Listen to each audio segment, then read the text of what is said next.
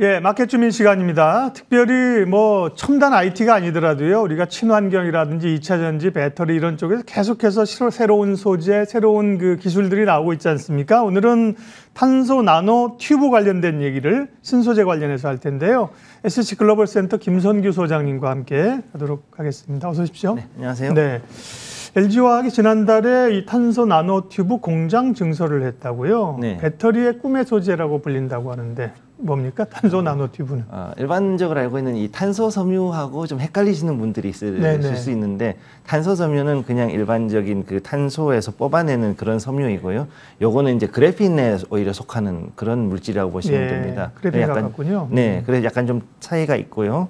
그다음에 요거 같은 경우는 이제 그 CNT, 그래 탄소 나노 튜브를 줄여서 이제 CNT라고 보통 부르는데, 나노미터 정도의 직경, 진짜 눈에 안 보이는 엄청나게 작은 그런 직경을 가진 그 동소체라고 부릅니다. 그러니까 탄소로 되어 있는 동일한 원소, 즉 탄소만 가지고서 이루어진 그런 하나의 합성 화합물이라고 보시면 되는데, 이게 전도성이라든가 열 전도율이라든가 경도라든가 여러 가지 측면에서 기존에 있던 다른 그런 소재들보다도 굉장히 앞서 있고 또 굉장히 놀라운 특성을 가지고 있기 때문에, 이제 앞으로 이제 전도성 제품 소재라든가 뭐 아니면은 자동차의 외장 부품, 그다음에 거기서 나오는 발열 제품, 그다음 뭐 이런 플라스틱, 심지어는 이제 그 반도체라든가 아니면 리튬 이온 전지에도 이제 이 도전제 이런 데로도 많이 사용을 하려고 지금 준비하고 있습니다.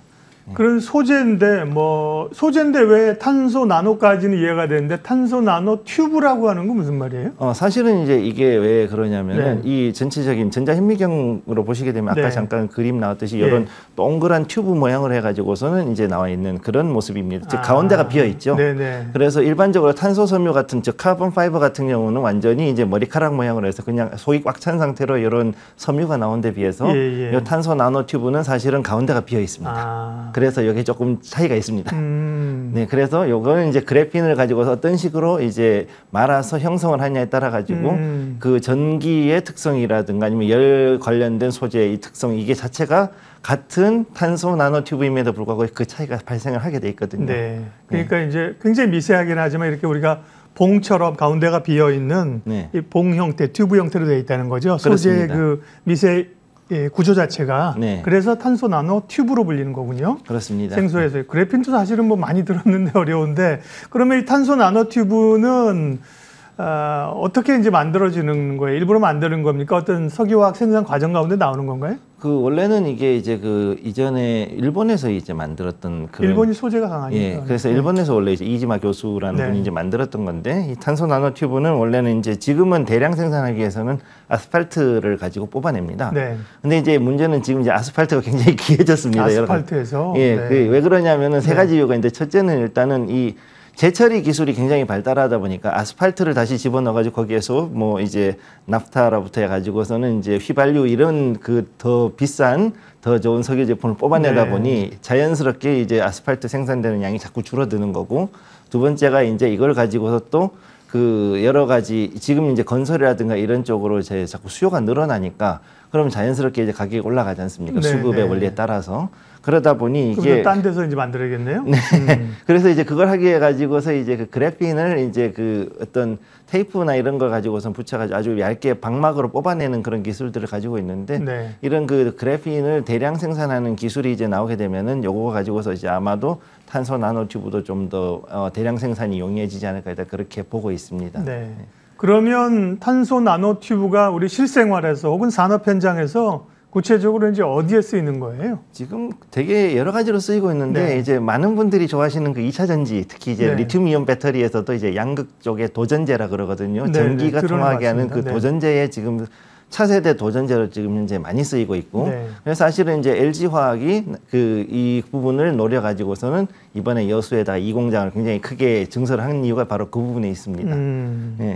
그리고 그 이외에도 이제 그 차량 경량화에도 지금 탄소 섬유가 가지고 있는 여러 가지 그 성형이 어려운 점 이런 것 때문에 또 이거를 어느 정도 또 커버를 해줄 수 있는 새로운 소재로서 이 탄소 나노 튜브가 또 각광을 좀 받으려고 하고 있고, 그다음에 이제 항공기라든가 우주선에서 이제 두랄루민, 그러니까 알루미늄 합금 쓰는 것 대신에 이제 강성이 보장이 되는 경량 제품 이런 거에 대한 소재 부품으로도 사용이 되고 그 여러 가지 이제 많은데 특히 이제 재밌는 것이 요번에 이제 바텍이라고 이제 그 엑스레이 만드는 그 의료기기 업체 있지 않습니까? 그쪽에서 이제 포터블 엑스레이 기기를 이 탄소 나노튜브를 이용한 걸 가지고 출시를 해가지고 이것도 좀 꽤 좀 기대를 하고 있습니다.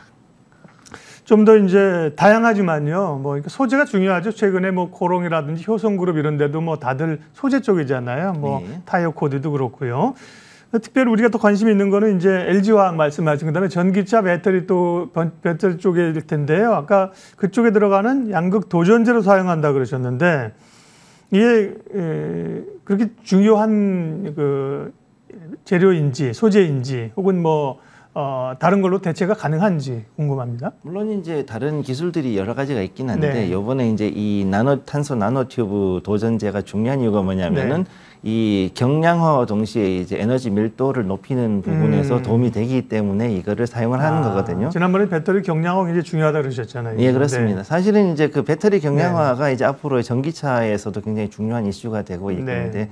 이걸 했을 경우에 이 탄소 나노튜브를 썼을 경우에 보통 이거를 양극재에다 보통 많이 도전제로 사용을 합니다. 네. 그리고 그때 이제 보통 니켈이라든가 거기다 이제 코발트 같은 이런 걸 많이 쓰거든요.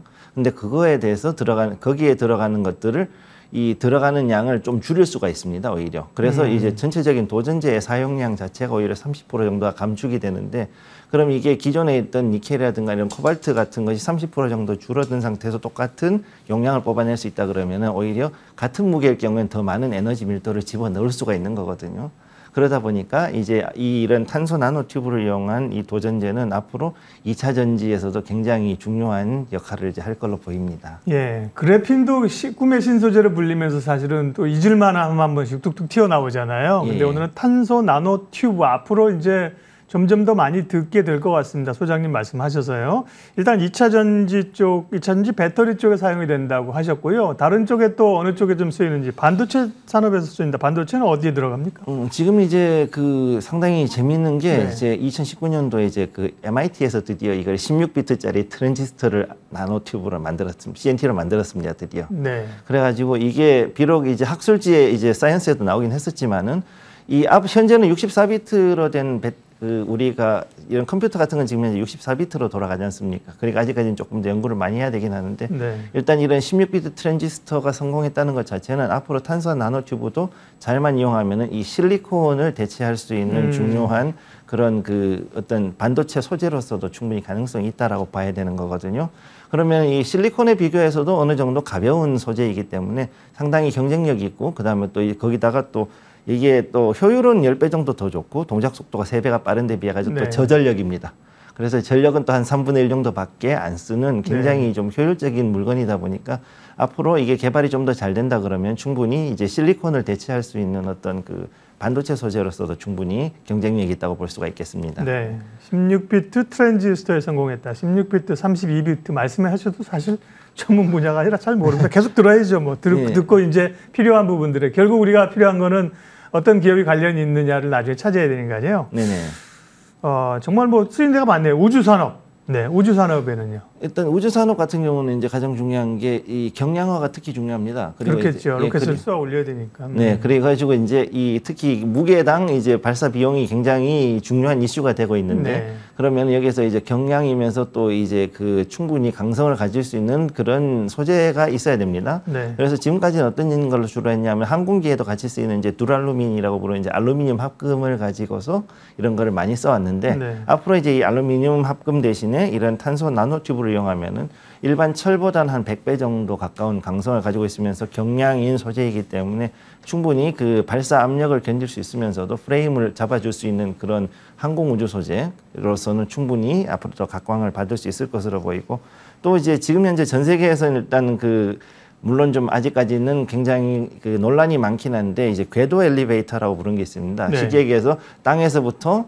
지상으로 대기권 한 35,000km까지 해가지고 줄을 가지고서 엘리베이터를 이제 줄을 달아가지고 네. 여기서 엘리베이터 왔다 갔다 하게 하겠다는 좀 그 황당한 그런 계획이 있는데. 공상과학에 나오는 얘기 같아요. 예, 근데 이거를 가지고 상당히 그런데 이게 로켓 쏘아 올리는 것보다는 그래도 좀 더 경제적일 수 있다라는 이야기를 하는 사람들이 있기 때문에 그러면 지금까지 했을 때 그럼 이거를 그러면 그렇게까지 높이까지 올릴 수 있는 그런 궤도 엘리베이터를 했을 때 그럼 그 줄을 뭘로 만들 거냐 했을 때는 이 탄소 나노튜브가 상당히 거기에 사용될 가능성이 높습니다. 그래서 이 굉장히 강력한 그 강성을 가지고 있기 때문에 강성과 또 탄성을 가지고 있기 때문에 생각보다 여기에 대해서도 좀 많은 사람들이 눈을 좀 돌리고 있는 실정입니다. 탄소 나노튜브 줄여서 CNT라고 하는군요. 네네. 네. 카본 나노튜브입니다. 네, CNT. 네. 의류, 섬유 쪽은 이게 뭐 이제 가격의 문제일 거지만 지금도 우리가 기능성 의류라든지 최근에 보면 운동복, 뭐 레깅스 이런 쪽도 다 소재가 많이 들어가잖아요. 네네. 섬유 쪽에서는 어떤 쪽으로 좀 사용이 가능할까요? 일단 그 섬유 같은 경우는 이제 메릴랜드대에서 미국에서 또 이제 이런 걸 개발을 예. 또 많이 하는데 이런 거는 이제 그 스마트 섬유라고 부르는 그 체온 조절이 되는 그런 탄소 나노 튜브가 섞여 있는 정확히 얘기해서 혼방입니다. 이게 그냥 네. 이것만 가지고 만든 건 아니고 일반적인 그 나일론 섬유에다가 탄소 나노 튜브를 코팅을 한 이런 스마트 섬유를 가지고 개발을 해서 이걸로 옷을 만드는 거죠. 그럼 이걸 가지고서 했을 때 일반 고분자 섬유하고 이렇게 코팅했을 경우에 이제 특별히 또 뛰어난 전기 전도성도 있지만은 이걸 이용해서 또 이제 적외선을 어느 정도 커버해 주는 게 있습니다. 그래서 사람 몸에서 이제 열이 나지 않습니까? 그러면 여기에 이제 그 적외선으로 해가지고서는 열이 방출이 되는데 이거를 추울 때는 막아주고 더울 때는 이걸 방출해 주는 걸로 해서 최대 한 40%까지는 체온 조절 기능을 가지고 있는 그런 특수한 섬유로 이제 또 개발을 하고 있습니다. 네. 지금은 뭐 고어텍스 이런 거 많이 얘기하잖아요. 예. 방수라든지 이런 거에서 뭐 네. 스포츠 의류 이런 데 많이 사용되는데 예. 앞으로는 뭐 의류 회사들이 아마 탄소 나노 튜브를 이용한 신기술에 이렇게 광고 카피에 좀 나올 만합니다. 네. 사용하는 것이 굉장히 많습니다. 그래서 투자자들은 알겠고요. 잘 모르겠지만 귀 기울여 듣는데 기업들이 이제 어디가 관련이 되는 겁니까? 제일 중요한 게. 예, 일단은 지금 현재 이 전문적으로 본격적으로 이걸 네. 하는 게 한 7개 정도 업체가 있는데 네. 요거는 제가 이제 그 탄소 나노튜브 관련 주로 해가지고선 이렇게 표로 가지고 왔고요. 네. 여기서 일단 대장주는 LG화학하고 일단 금호석유가 일단 확실하게 CNT 소재를 실제로 생산을 해가지고 이거를 가지고 판매를 하고 있습니다. 네. 그래서 일단 LG화학 같은 경우는 거의 대부분이 이제 2차 전지로 들어간 데 비해서 금호와 석유 같은 경우는 이걸 가지고서는 또 다른 응용 물질 쉽게 얘기해서 이제 그 섬유라든가 아니면 또 다른 그 건설 자재 아니면은 지금 자동차에 이제 경량화 재료를 하는데 이런 쪽에도 납품이 많이 들어가고 있어가지고 실제로 이 두 개가 이 전체적으로는 탄소 나노튜브를 굉장히 이제 대장으로 움직이고 있다고 보시면 되고 나머지 업체들 같은 경우는 이쪽을 해가지고 각자가 이제 좀 특화된 분야들을 가지고 있습니다. 그러다 보니까 이쪽을 가지고서 이제 앞으로 더 그 분야를 더 넓혀가는 그런 상황이라고 보시면 되겠습니다. 네. 그래핀 얘기도 잠깐 하셨는데요. 예전에도 보면 그래핀 뭐 꿈의 소재라고 해서 얘기 들을 동, 알동, 말동 했는데 갑자기 주가 확 올랐다가 또 관심 없고 이래요. 탄소 나노튜브 같은 경우도 분명히 여러 분야에 사용이 되긴 하는데 아직까지는 좀 초기 단계가 아닌가 싶고요. 투자자 입장에서는 이 탄소 나노튜브라는 이슈 단어를 어떻게 좀 앞으로 기억하고 어떤 방식으로 투자에 활용해야 될까요? 일단은 그 지금 현재 탄소 나노튜브라는 것이 앞으로 가장 뜰 수 있는 분야는 크게 두 가지인데 첫째는 뭐냐면 일단 2차 전지에서 네. 이제 도전제로는 확실하게 이제 쓰일 것으로 네. 보이고 그다음 두 번째로 어디가 가냐면은 차량 경량화 네. 이쪽으로 해가지고 우리나라에서는 특히 많이 뜰 것으로 보입니다. 그렇기 때문에 이쪽을 중심으로 해가지고 우리가 좀 더 지켜볼 필요가 있다고 생각하고요. 그 다음에 다른 여러 가지 물론 이제 사용하는데 무궁무진한 발전 가능성은 있지만 이거를 개발하는 데는 일단 지금 현재 알려진 이 두 가지 외에는 아직까지 시간이 좀 더 걸리고 그 다음에 여기에 대해 가지고서 어떤 꿈을 줄 수는 있지만은 이게 너무 지나쳐 가지고선 어떤 바람 그러니까 어떤 거품을 일으킬 수 있기 때문에 이 부분에 대해서는 조금은 더 주의를 하고 좀 시간을 두고서 좀 더 정확하게 추이들을 지켜보시는 게 필요합니다. 근데 이제 뭐 이렇게 공부를 해놔야 얘기가 나올 때 그거를 이해하고 대응할 수 있는 거거든요. 예, 오늘은 꿈의 신소재라고 불리는 탄소 나노튜브, 줄여서 CNT인데요. 분석해봤습니다. SCC 글로벌 센터 김선규 소장님 함께했습니다. 고맙습니다. 네, 감사합니다.